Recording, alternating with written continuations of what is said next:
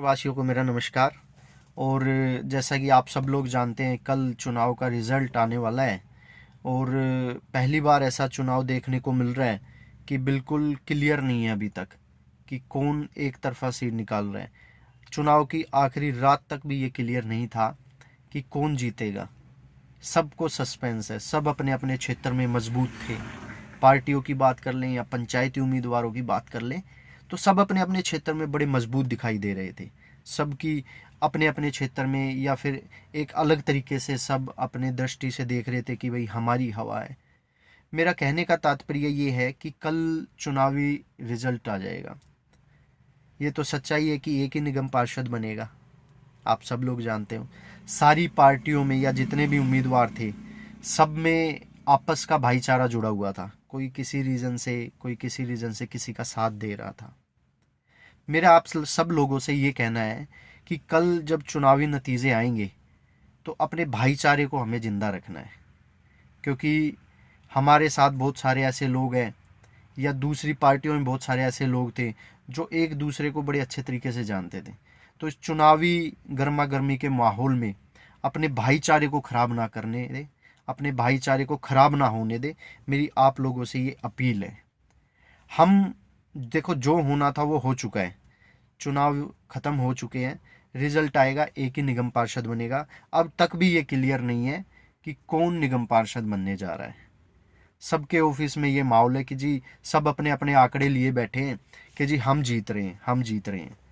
लेकिन मैं out of the way जाकर आप सभी से एक बात कहना चाहता हूँ कि चुनाव हम जब एक प्रतिनिधि को चुनते हैं तो अपने क्षेत्र के विकास के लिए चुनते हैं, क्षेत्र में नई नई योजनाएं ला सके, निगम का जो काम है वो सुचारू रूप से चल सके, भ्रष्टाचार को ख़त्म कर सके, इसलिए हम किसी भी उम्मीदवार को चुनते हैं।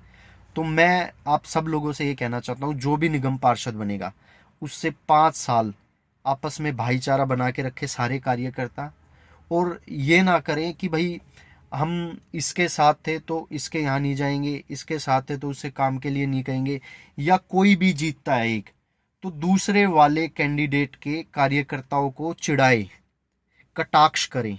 ऐसा बिल्कुल ना करें, इससे भाईचारा खराब होगा। इसके अलावा और कुछ नहीं हासिल होने वाला है। हमें क्षेत्र के विकास के लिए कार्य करना है। आगे जो भी निगम पार्षद होगा उसको मेरी तरफ से बेस्ट विशेज़ है। और हम जो कोई भी निगम पार्षद बनेगा, हम चाहेंगे कि वो क्षेत्र के लिए ज़्यादा से ज़्यादा योजनाएं हमारे क्षेत्र में ला सके, भारत सरकार की योजनाएं ला सके।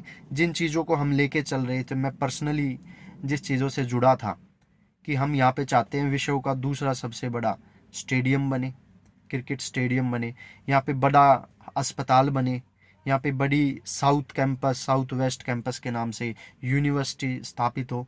तो ये सारे काम केंद्र सरकार के हैं। तो जो कोई भी निगम पार्षद होगा हमारा, तो मैं चाहूँगा कि वो इनकी तरफ ज़रूर ध्यान दे।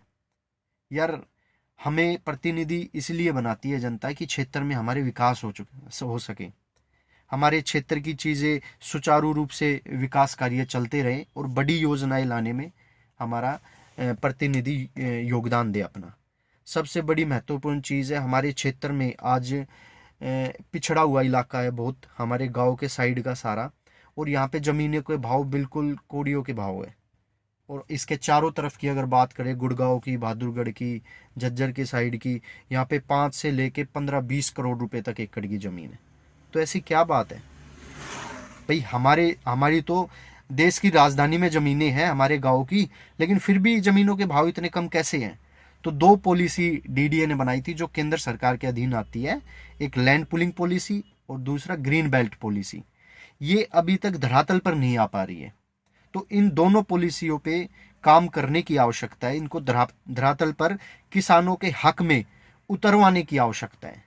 तब आप देखना कि क्षेत्र में विकास होगा, समृद्धि आएगी, धन दौलत आएगी, बड़े बड़े प्रोजेक्ट्स आएंगे, लोगों में खुशहाली होगी। ये सारी चीज़ें काम करने की है।